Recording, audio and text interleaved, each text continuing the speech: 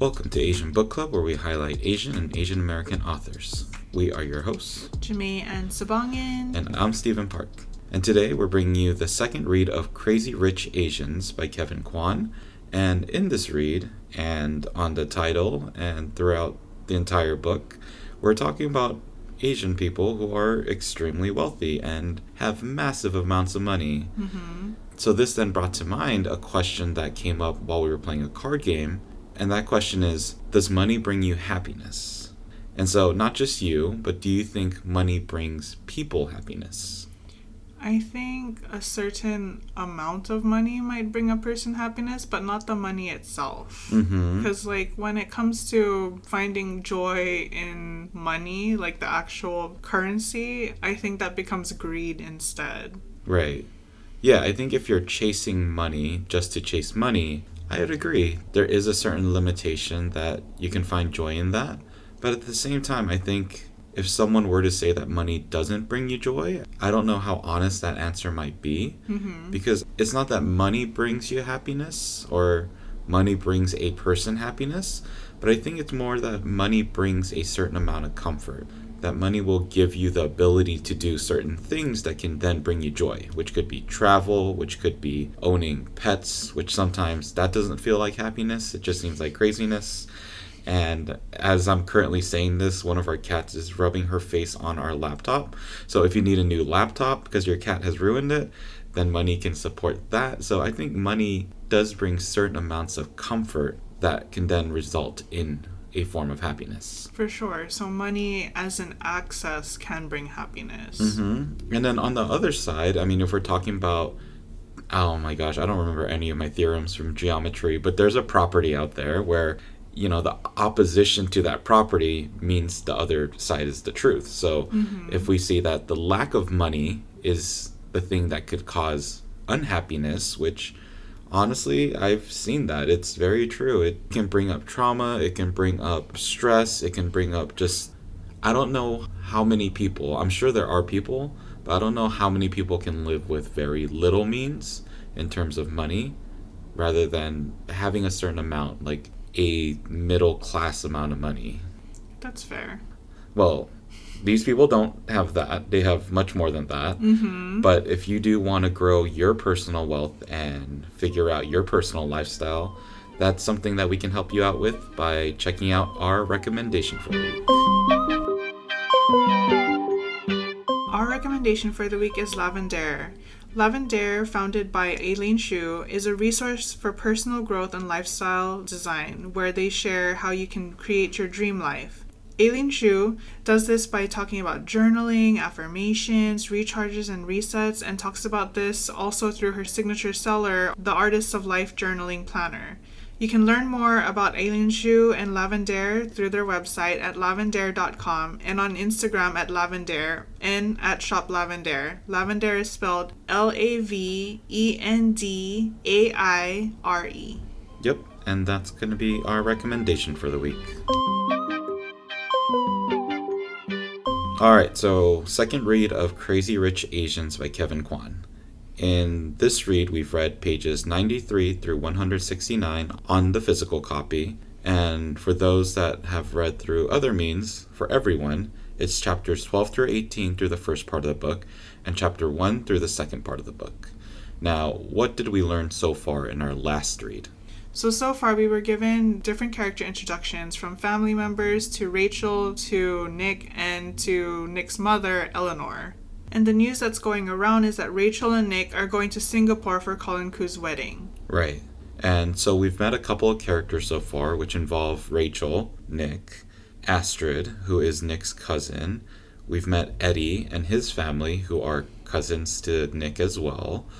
And we've also met Nick's mother, Eleanor, who we are going to see much more in this following read. So people that we now are introduced to further is Astrid's family, the Leongs, and that includes That includes Astrid's mother and father, as well as her brother, and that also includes her husband Michael and her son Cassian. Right, and Michael was someone that we were kind of briefly introduced to in the last read, but we start to see much more of their relationship as we go into this one. Mm-hmm. The other characters that we get a much broader detail of is the Goes, which is Peklin's family. Yes, and Peklin is Rachel's friend from college. Right. And we get to have dinner with them, so we're going to talk about how that whole scenario goes. But a character that I don't think we saw a lot of in the movie, but we get a little bit of description of, is Philip Young. Who is Nick's father. Right. And the way that we get a little glimpse of Philip Young is when Eleanor tries to rally him for help. Right. And so Eleanor, who has just found out that her son is not only coming to town, but is bringing a potential life partner, is worried, is curious about who this Rachel Chu is, and is absolutely letting her husband know that this is an issue. Right, and by curious, I feel like Eleanor's beyond curious and she's now just snooping. Yeah, I thought that Eleanor's personality was really interesting in these reads because Right. she didn't seem like this elegant character, which is what I have in my brain. Mm-hmm. She seems much more snooping, much more wanting to dig up dirt rather than someone who is above it all but wants the information. Right. She went as far as to hire a private investigator to find out more about Rachel's past and spilling everything she's found out to Philip all at once. And Philip isn't seemingly interested in this. He just kind of shrugs it off. He doesn't really care as much what Rachel's background is. He just is present in this conversation. Right, and it seems like the reason why Eleanor is so hung up about all of this is because she's worried about what it's going to look like towards Philip's family. Right. Because there's a whole thing of appearances within all of this. It's not just do you have money or do you have a certain prestige. It's you need both. You need to be seen as someone who is honorable and well respected in the community to be able to join someone's family. Exactly. So she doesn't get any sympathy from her husband, Philip, but instead gets it from her Bible study. She finds people who are willing to do more digging for her in that Bible study. Right, because that's what Bible studies are meant for. Sure. Study Jesus and do a lot of gossip. Yes. So not only is she getting people from her Bible study to find out more information on Rachel, but she's also come up with a plan to have a girls' spa trip while Rachel and Nick arrive in Singapore. Right, and so this is going to be a way that we don't get this immediate introduction of Rachel to Eleanor. But in this read, we do get Rachel and Nick finally arriving to Singapore. And once they arrive in Singapore, something interesting that Rachel mentions is that the airport in Singapore makes the JFK airport look like the capital of Somalia, which doesn't seem like a thing that jives well with Rachel's character. I feel like Rachel's character is usually humble and more thoughtful, but this comment didn't feel that way. So I don't know if that's because we have a different perception of who Rachel is, because the character that we saw in the first chapter also completely knocked Asian men out of her life. Right. So maybe this Rachel in these reads is a lot more dismissive, is maybe not as humble, even though she came from the same family of a single mother, and the mother is very much focused on humility. But maybe this Rachel isn't that. I mean, Fair. I don't think she's necessarily trying to look down on another country, but maybe it's that unknown bias that's being shown through her nature. Maybe. Because she is American. Right, that's true. And when they arrived in Singapore, they were greeted by a dressed down and down-to-earth bride and groom-to-be, Colin Koo and Araminta Lee. Right. So we get this couple who is very friendly, very down-to-earth seeming, until they pull out a whole second vehicle for the luggage. But Rachel doesn't realize that this is anything to be of note. Right. It's, I guess, I wouldn't ever think to go to another country and have two vehicles waiting for me. Fair, that's true. But also, they're jet-lagged at this point. That's true. They traveled multiple hours cross countries, in order to get to this place. Right. Well, even though they're jet lagged, one of the things that Colin and Araminta do is make sure that they show Rachel around because they want to be good hosts. They want to welcome her into Singapore. And of course, the scene that comes up is them going to the hawker station. Yes, to Lau Pa Sat. And they eat up all the food that interests them. They get a whole feast on the table just for themselves and devour throughout the night. Right. I thought that this was a very important part within the book and maybe even in the movie. Mm-hmm. But this is that clash of culture. When we're talking about hawker centers, we're talking about a clash of culture because the food is going to be cheap. The food is going to be extremely delicious. So this is one of those things where money isn't going to rule all. You just need a certain amount of money, and then you can eat the same foods that everyone else wants to eat. Right. If we're talking about this in the view of where this story's going, we have Rachel entering this country, meeting the wealthiest versions of these families that we can ever see. Mm-hmm. But everyone is meeting up at this down-to-earth place. And I think this is a very crucial scene in just welcoming the immersion and the mix of middle class and wealthy and whatever people are going to be there. Right, because anyone and everyone can be at these hawker centers. There's no gatekeeping. Right. And everyone has to eat. Exactly. So this is kind of where Rachel gets that introduction to Nick's life. Mm-hmm. Without really realizing still what all of it details. Right, because both Colin and Araminta don't have they're not dressed up, and they seem to be very calm and cool, and there's just this camaraderie among Rachel, Araminta, and Colin. Yeah, I mean, if I were that wealthy, I'd probably be calm and cool. I mean, I don't know if money changes people, but these people have been surrounded by money, so maybe that's why they act so casual about it. Maybe. The interesting thing is we also get to see Rachel hang out with Pek Lin's family. Right. So Pek Lin's family is very different. They are wealthy, but they're not Nick Young or Colin Koo wealthy. True. They do have a lot of wealth, and they flaunt it, and you can see it in the way that they build their house, or rebuilt their house anyway. Right. I think that's a big difference, is that Nick and Colin are trying to hide the amount of money that they have. Well, maybe not hide, but they're definitely not trying to extravagantly throw it out there. Right. Whereas Pek Lin's family is, I think these are the people that are wearing the Gucci and the Louis Vuittons with like the print all over the place and like the most gaudy versions of these outfits. Yeah. Whereas Nick and Colin and Araminta are probably wearing just outfits that are well tailored. Like, I think it's a much different view on what these people look like in terms of just how they're portraying their wealth. Right, exactly. And something that stuck out to me when Rachel met Pek Lin's family is how their wealth comes from their family business, and their family business is truly made up of family members. Right. And the reason that caught my attention is because they were all having lunch at the same time. Right. Because they were all within the same company. Right. And not only in the same company, but I think their family structure still relies on it. It sounds like the mother has built a family that still is required to come to the dinner table. True. And it just is something that I think happens when you create that foundation probably from an early age. So I think that's why Pek Lin's family is the way that it is. Fair. In terms of even where they live, it's a little bit different though, because in Singapore, realty is very hard to find. So that's something that we discovered through the stories that Pek Lin's telling us, is that they own a home. It's probably somewhat massive, but it's very modest compared to something that we'll see later on. And I think that talks a lot about the wealth gap even amongst those who have a lot of money. Fair.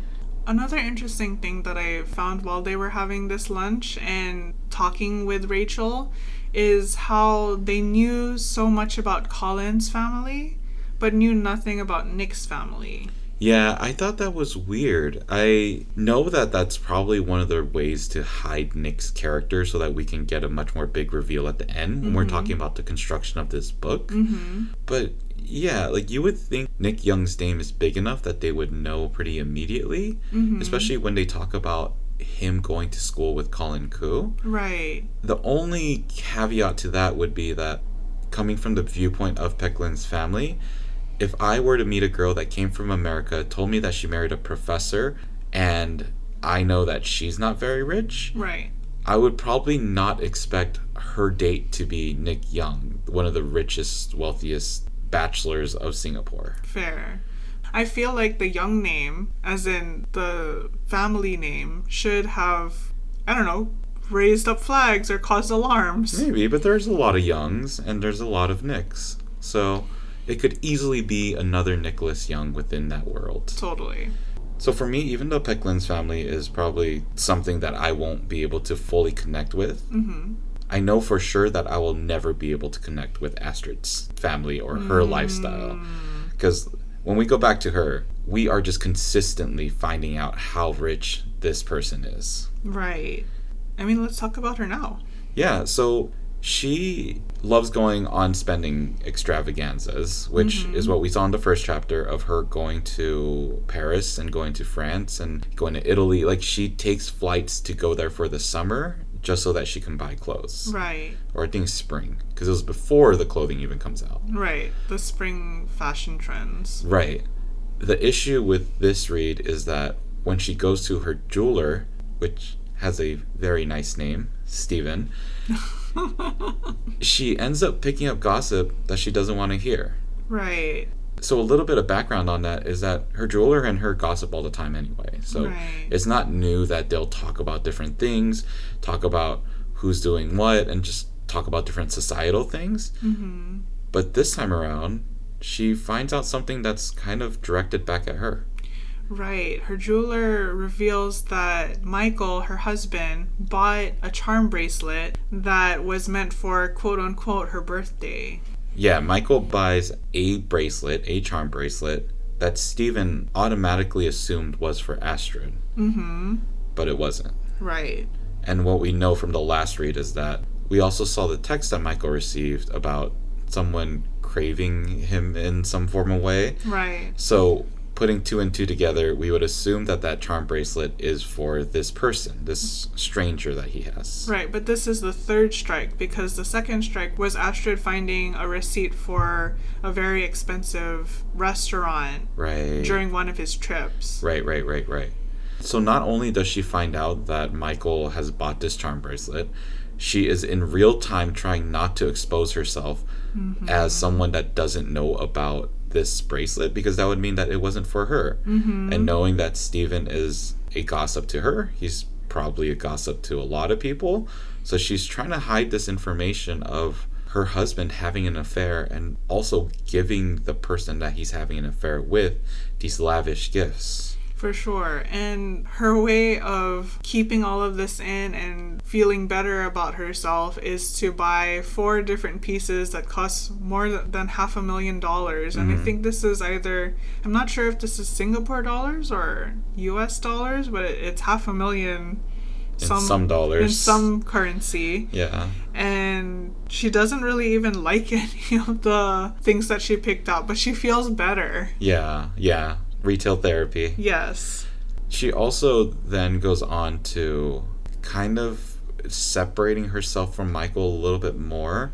So one of the big events of our next read has to be Amma's party. Yes. And this is the thing that Rachel's going to go to, the thing that Nick's going to go to. I'm sure we're going to see Eddie there and a lot of other family members. Right. And Astrid is also expected to be there. Michael is currently away at work, and he uses that excuse, which Astrid is maybe starting to find out that it's not for work purposes. It's probably to continue with this affair. Astrid has always wanted Michael to go, and Michael has seemingly in the past at least obliged to going to these events. But Astrid is just tired of it, it seems, and she's thinking, just screw it. I'm going to go by myself. I'm going to make myself look like the prettiest person out there, and now I'm going to go to Amma's party. Right, and she's going to wear one of the pieces that she just bought, the most gaudy of the pieces. Right. Which is interesting that Astrid is still trying to keep all of this in. I mean, I understand her keeping it in from the jeweler and not trying to have him in the loop. But the fact that she's trying to, in her words, rationalize it because everyone else has affairs, everyone else's husbands will do the same thing, and so she's trying to adapt to it. Yeah, I believe it's one of the most toxic things about some of the relationships that we force ourselves into. So, especially in Asian cultures, and I think in other cultures of people of color, we don't just look at our relationships as affecting us. It's how it affects our family. It's the viewpoint that it gives everyone looking at you and the people around you. So, Astrid, being as big of a name that she is, I'm sure that her only thought isn't what Michael's affair is doing to her, but what a divorce or what a breakup would do, not only to the view of her family, but also to her son, who she also has to care for. And I don't think that the burden is solely on her if they break up. Right. So I think she is trying to rationalize it for the purpose of avoiding a massive news network kind of blurt out of Astrid Leong person who was cheated on and things like that. So I think there's much more to it than her just saying this is okay. I think she's trying to say it for the purpose of what the consequences might be. That's fair. That's fair to think. Yeah. So this is the most of the story. I mean, we're still learning about the characters. We're still building up to our climax. We're still getting to the point where these characters are feeling familiar with us. But how do you feel about the first part of the book? Because that's mainly what we read is the first part one of the book. For sure. The first portion of the book, I would say, is characterized by getting our step or a taste of this lifestyle. Very similar to how Rachel is only first realizing and first stepping into this world that she never really even thought existed. Right. Speaking about the characters and what we've read so far and how we viewed these characters, can you separate the book from the movie while experiencing the story, especially since we first watched the movie? I think that's one of the things I'm having the most difficulty with. The images I already have of these characters in my brain, I think is bleeding into my perspective of the story. And that's where I was kind of talking about like Rachel Chu, is we see the person, and I cannot remember the actress's name, but she's the one that played. Yeah, Constance Wu. I can only see her. I can't see anyone else. Same thing with Astrid is I see that actress. With Peklin in the story, we get the description that I think she's written as someone that's a little bit bigger, a little bit thicker, but in the movie we get Awkwafina, who doesn't necessarily fit that stereotype, but fits the gaudiness, so there's like give and take to it. So I think my brain is filling in the gaps of the things that I'm seeing, and what I'm trying to do is separate the movie as much as I can from the reads. What about you? For the most part, I'm able to separate the book from the movie. Although there are parts, for example, Nick's character and the way he looks, I'm still thinking of Henry Golding for sure. And for Rachel Chu's character, I'm still thinking of Constance Wu. However, in terms of the characteristics, like earlier, we were talking about Eleanor Young and how she isn't as elegant as we thought she was. I'm able to separate that character from the movie. And I think I'm able to do this often with books where there's the adaptation, where there are adaptations, because I'm looking through it through my mind's eye instead. Well, we're going to find out more about everyone as we get further into this read. For us to get to that next read, we got to figure out what we're reading. So, what's our next read? For our third reading, we're reading pages 170 through 261, and that's chapters 2 through 10 of part 2 for everyone. Yep. And so if you have any viewpoints on what you think of the read, and if you have any differences in terms of what you noticed from the book and the movie, feel free to reach out to us. And how can people do that?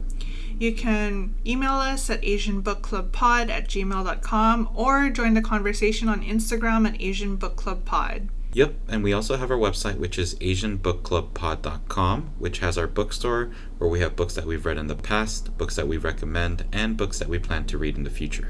And a great way to support us on the podcast is to give us a rating, a review, and a subscription. Yep.